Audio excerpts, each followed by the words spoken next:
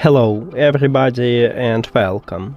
In this video I'm going to show you how to put two photos side by side using Google Photos.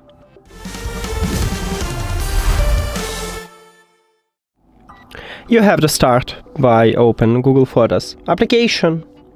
Then click at the profile icon and make sure that you sign in into your correct account. You can click at the arrow icon near to your account and switch to another account, or you can also add account. After that, you need to select photos what you wanna put side by side. So let me select, okay, I wanna this one and this one. Now you need to click create and then select collage, or you can already click at the plus, click collage, and then select two photos, or let's say this one, and then click create.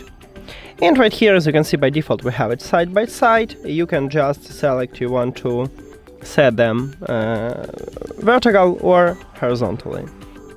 After that, click save at the right bottom, and we have it.